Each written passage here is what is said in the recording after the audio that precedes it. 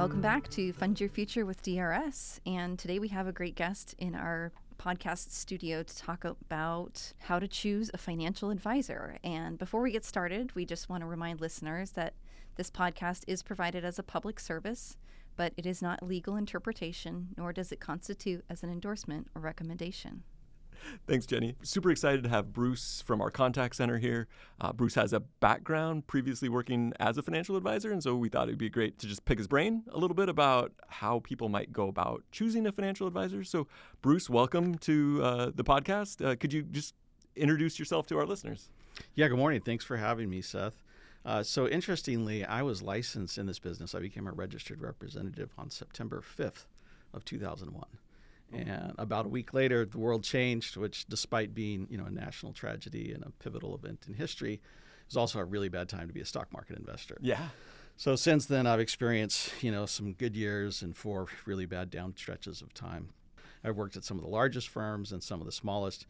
In general, I can tell you that working in a community environment for, like a credit union, something like that, was the best part of my job. Awesome. Jenny and I are just going to ask you a few questions and hopefully pick your brain a little bit about what a public employee might be thinking about if they're looking for a financial advisor, or why they might not need one, or why they might need one. So could you just tell us a little bit about, what are some situations where a person might want to hire a financial advisor? So I think I kind of look at it in 3 different stages of life. The first one is when you're brand new. There's a lot of good information on our website about life events and being newly hired into the system, but it's quite confusing when you're brand new. And it's hard to know the difference between Plan 3 and DCP and who does what and what does it produce. It's very confusing. So perhaps you can do that on the website. Perhaps you talk to somebody who specializes in folks who work in the public pension system or are going to receive a pension in retirement. A financial advisor early in life helps kind of set the framework. It kind of gives you a roadmap. And there's a lot of financial advisors who take those appointments all day long with 20, 22, 25-year-olds simply to share what they know. Second stage of life, I'd say, is mid-career. When you're a little more focused about what you can afford to save, you're certainly starting to hope that you can retire someday, but it has not been a priority, right? You haven't really been looking at it. And generally, people under 50 are not looking at retirement. They're not real focused. They may or may not remember what they signed up for. They call in a lot of times and say, hey, what's my contribution rate?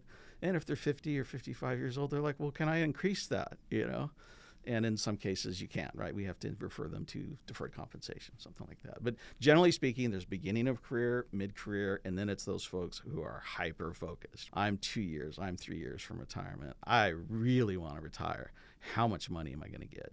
And at that point, we can answer a small piece of that retirement puzzle. We can tell them this is what your pension is. But there's 2 other really big pieces of that puzzle. It's what's their Social Security benefit going to be, and what can they safely draw on from their investments and their savings without running out of money. And that's the goal. When you meet with a financial advisor and you're looking at that trajectory of life, the goal is to make it to your end days and not run out of money. Nobody wants to outlive their money. So beginning of career, mid-career, and then those folks who are either just about to retire or even retired, and they really want to get their ducks in a row and understand, hey, how's my future looking? So if I was meeting with a financial advisor, what would be some of the questions that I should ask them to understand one financial advisor from another? Sure. So I think when you sit down, you want to understand how is their business structured. Are they a fiduciary? Fiduciary is a word that's tossed around a lot in the business. Most people, even some advisors, don't really know what it means. Fiduciary is the highest level of, I'd call it, client obligation, which is that you have a legal obligation to always put their interests ahead of your own. You would think that's a given, right? You're a financial advisor, you're giving advice, your client's interest should always be in front of your own. But in this case, it's the legal standard, and it's codified by certain actions that the advisor has to take. If they're not a fiduciary, and you can ask me a fiduciary, typically they're either a registered representative or a financial consultant. And what that means is they operate under something called best interest standard. It's not really a bad thing. It's just a difference in qualifications in some cases, how they're going to charge you a fee that can have something to do with it. Yeah, I think it's important. You ask the advisor, how do you get paid? What is your fee structure? Most typically, those fiduciaries will charge an annual fee or charge a fee that's based on the percentage of assets that they're going to manage. Some of them don't require that you invest money with them at all. Some of them are simply going to give you a consultation, maybe $250. They answer your questions. They may or may not provide a written financial plan. I'm a big believer in a written financial plan, particularly as you get close to retirement. So you can ask them, will I get a written plan? What does it look like? Can I see a sample of your plan?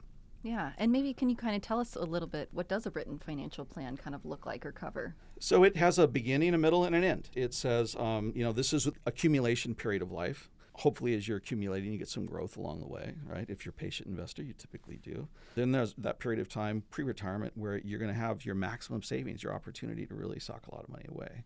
And then there's the retirement period when you begin drawing on those assets at the same time you're spending your income, right? Your Social Security and your pension. So it gives you a trajectory of spending throughout your lifetime. And as you're coming up short later in life, because inflation, life changes, things become more expensive, you're going to be drawing down your assets at a higher rate as you get older. Where there's things that we're going to have to buy when we're 70, 80, 90 years old that we didn't have to buy when we were 45. So the goal really in that financial plan is you don't want to see zero. You want to see a trajectory and a chart, and it goes to 99 and a half years old, and there's still $50,000 in the bank. That's really what the goal of the plan should be. We had talked a little bit before we started recording about different scenarios. Like you have one financial plan, but that it might be important to take into consideration other parts of your life. You're married, you have a spouse, or you have a child with a disability, or could you talk a little bit about variations on that plan or how that might look? You'll probably remember, Seth, who is the boxer that says everybody has a plan until they get punched in the face? Mike Tyson. Mike Tyson. So the best laid plans, right? You can have a really good written plan. There's almost immediately divergence in retirement. Mm-hmm. And one of the big changes I think that people don't anticipate is that we're not going to live forever. And it's very infrequent that a spouse, die lovingly in each other's arms, right? Mm-hmm. We typically are not going to pass at the same time. That has a financial consequence. When one person dies, the certainty is that one Social Security check goes away. Two people, there's two Social Security checks. One person, there's only one Social Security check. Fortunately, you get to keep the higher of the two. And depending on the pension benefit that they chose, they might also lose a pension benefit. So imagine if your spouse is collecting $3,000 in pension and $2,000 in Social Security, and they die. Well, that's $5,000 a month of income that's gone away. Mm-hmm. That has a dramatic impact on a financial plan. So you really need three plans. It's what if we both live a long time, which is great. We're very fortunate to live. Hopefully you have a healthy, long life. But it gets more expensive. Life gets more expensive. And then the other two plans is what if spouse A dies first and what if spouse B dies first? And the longer that period of time that there's just one spouse, the greater the potential deficit. And the fact is that, two people cost X number of dollars and one person cost X minus 20%, right? Mm-hmm. Life doesn't just chop in half. Your expenses don't get chopped in half just because there's one person. So to have a big hit in income early in retirement and have to live with that deficit for a long period of time, that's where I really see people get hurt. And frankly, we get phone calls from people who call our death and disability team, and they are very surprised to learn that the pension benefit ends. Yeah. They thought that their spouse had picked an option that would provide that continuation. And unfortunately, that's not always the case. That reminds me as well of another conversation that I think we often hear from people, this idea that their financial plan is just to keep working. Right. And that isn't always a plan that can be executed on, depending on a person's physical condition, their mental condition. At some point, we're all going to have to stop working and thinking about what that plan could look like. Talking to somebody who's a professional might help put some realistic parameters on what that looks like. I had one follow-up question I wanted to make sure we touched on was, I think sometimes people get worried about meeting with a financial planner because it's going to cost them money. You mentioned $250, or other people are worried about having the fees that are associated with that. Could you just talk a little bit more about the different ways you might pay for a financial plan? You bet. Yeah, and I don't think it's something you have to be embarrassed about. I think you walk into the meeting and say, I'd like to understand, how are you compensated? How does your firm get paid? Mm-hmm. Typically, if they're a CPA firm, or if they exist only to give you advice up front, right? They don't want to manage your assets. Typically, that's an hourly rate or a flat fee. A lot of people prefer that because what they want is a consultation. A lot of people are pretty much self-directed. They've looked at the benefit calculator online. They might have a spreadsheet at home. They feel pretty good. What they're looking for is confirmation. They want to be told that, yeah, you're going to be in good shape. Right. And I think that's Did I make question. the right choice? Exactly. Am I going in the right direction with my current plan? Yeah, and we have people ask us that on the phone all the time, but we can't tell them that. We can't, as contact center reps, I can't tell you, yeah, you're great. great, right? I can't offer that opinion. That's advice. So you really need to talk to a financial advisor that can help create that comfort level or help you understand that it's not time to retire. Yeah. I'm sorry you wanted to retire now. You need to work another 4 or 5 years. We've seen people make that mistake of retiring too soon. And they find out 3 years later and they need to go back to work. And they don't always go back to work at the same rate of pay they did when they left service. So that's one combination, is the fee for advice or just consultative fee. Another one, and this is an older model, is commissions, where you sit down, you talk, you get the advice. The financial advisor might give you a recommendation. It might include a list of mutual funds.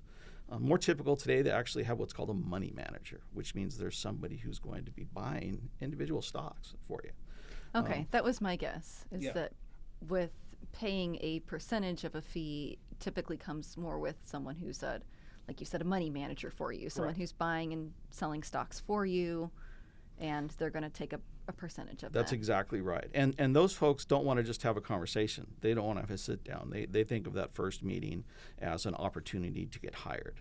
And they should tell you right up front, in order to have this, this ongoing relationship, you would have to transfer some assets into our firm because that's how we get paid. The old model is to get paid a commission. You trade a stock, you make $50, you buy a mutual fund, the advisor gets paid 2, 3, 4%. That model has basically gone away because people don't want to think, well, why is he recommending this? He told me to buy Bank of America 2 years ago. Now is he telling me to sell Bank of America and buy Wells Fargo? People have a little discomfort with that. And frankly, just seeing an invoice, you get an invoice, whether it's, on a trade confirmation or whatever, you see, I paid X number of dollars. That's not a real comforting fee, especially when the market's going down, right? People are less sensitive to this recurring fee that's embedded in that investment advice. So I guess really I distinguish it between people who are just planners and they really want to give you an outline, answer your questions, and investment managers where they expect to manage your money. It might be that financial planning component is integral to their process, but they're not charging you specifically for that planning. They're managing the money, and that's where they get paid. So I think that's important to ask. Yeah, I think it's also important to remember that when you do hire those asset managers, and frankly, this is much more common with people who have more money, right? It's not unusual for one of those money managers to have a minimum investment. $250,000, $500,000 is pretty common. I just saw one on the web which popped up like an ad for $1 million and above. Well, that's not a lot of people, right? Right.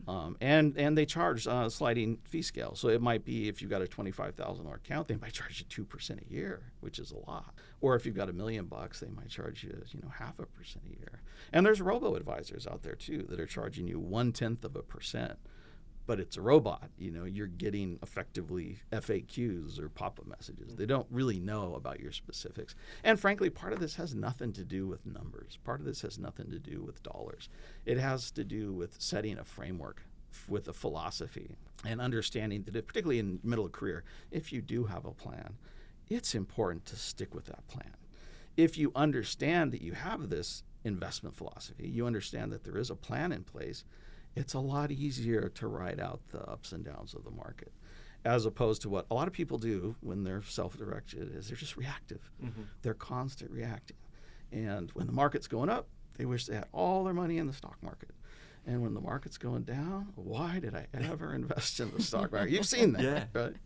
Yeah, well, and I also think the fee question is important to keep in mind that all investments have some cost associated with doing business, of getting that money invested. Even our DCP, our 457 plan, there is some cost associated with doing that because we have to pay the people who are taking the money in, pay the people who are investing the money, people who are managing and watching those investments. So it is reasonable to understand that there is some cost associated with it, but it's also important to be able to compare costs. If for most things, we do some shopping around, we do some comparing of costs, and that's something to probably keep in mind when you're taking that into consideration. Yeah, and kind of going back, if people are looking for a money manager, what is sort of a good percentage to look for? It ranges anywhere from 0.5% on up to maybe 1.5%. And you want to make sure that that's all inclusive, right? It's not a secret. It used to be kind of a hidden mystery, and there was layers of fees. Today, based on the industry regulations, it does have to all be disclosed.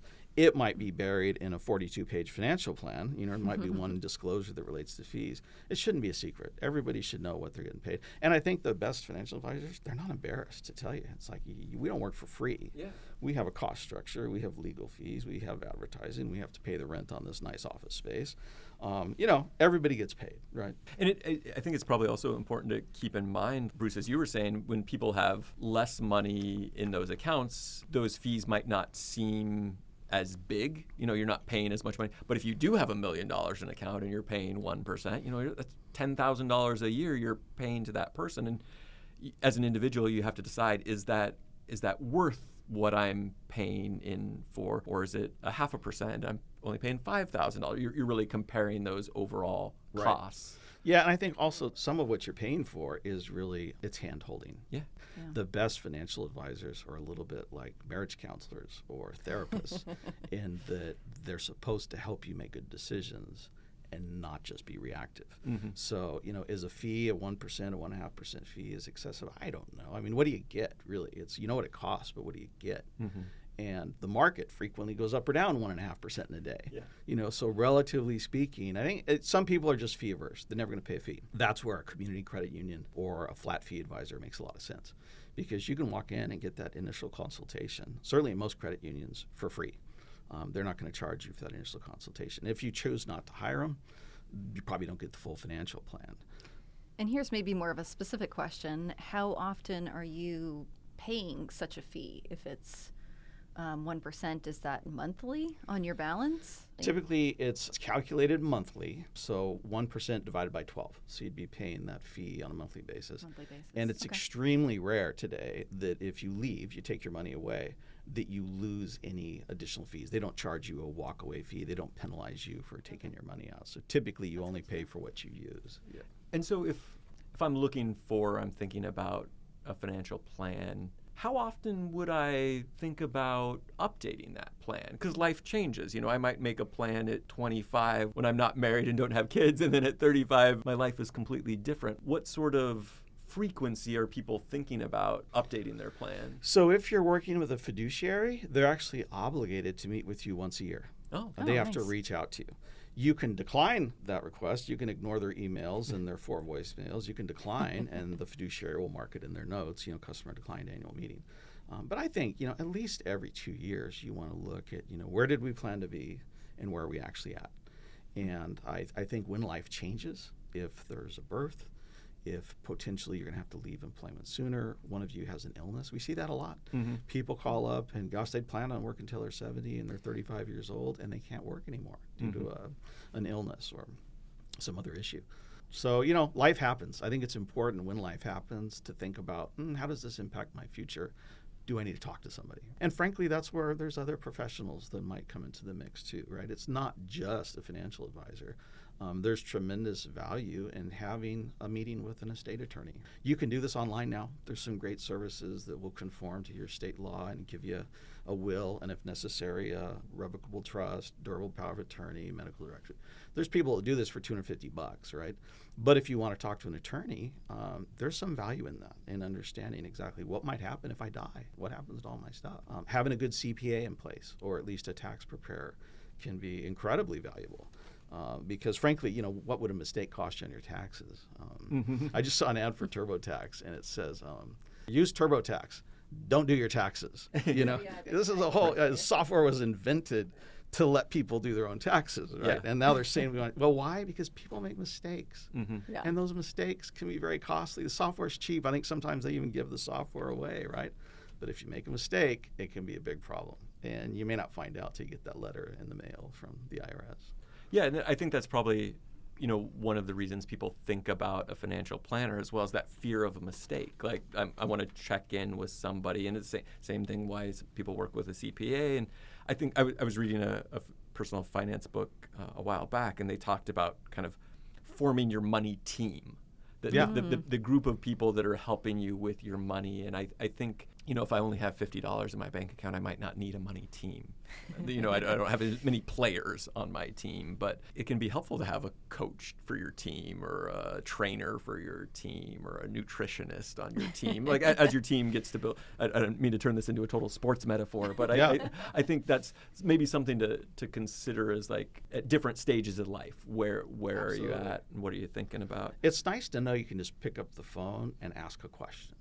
Call somebody and have at least some information, maybe not advice provided. If you're not a client, they're not going to give you advice, but at least ask a question and maybe be directed someplace to get more information. Well, I also think that's a good point about at DRS, we're here to give you information. Exactly. And we're not able to give you advice, but there is information that's going to be relevant for your conversation. What is my pension going to be if I quit today or if I work another 10 years? That's totally something that DRS will be able to provide you, or you can provide yourself through the DRS online account. Run all the scenarios you want to look at, but those sorts of pieces of information are maybe different than that actual advice. Absolutely. Yeah, I think too it's a big part of the plan is that when you meet with a financial advisor, they're going to ask you, do you know how much your pension is? Mm-hmm. And we get those conference calls from those advisors. We need to know how much their pension is if they retire next year, if they retire 2 years later, because that's a big piece, right? Social Security and your pension is typically the bulk of people's monthly income. Mm-hmm.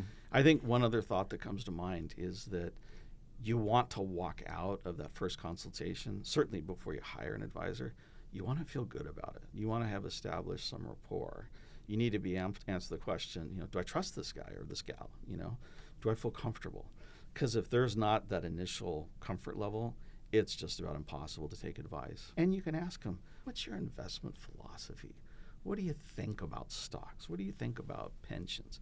Because you might find out that person is much more aggressive than you're comfortable with. All right. Yeah. Thank you very much, Bruce. We really appreciate it. Hey, it was my pleasure. My first time in a sound booth. It's a lot of fun. Great. It's great. Thanks, Jenny. Thank you. Thanks for listening, and now we'd love to hear from you. What topics would you like to hear about? What questions do you have for us? Send an email to drs.podcasts@drs.wa.gov. That's drspodcasts@drs.wa.gov. The Department of Retirement Systems provides this podcast as a public service, but it's neither a legal interpretation nor a statement of DRS policy. References to any specific product or entity do not constitute an endorsement or recommendation. The views expressed by guests are their own, and their appearance on the program does not imply an endorsement of them or any entity they represent. Views and opinions expressed by DRS employees are those of the employees and do not necessarily reflect the view of DRS or any of its officials.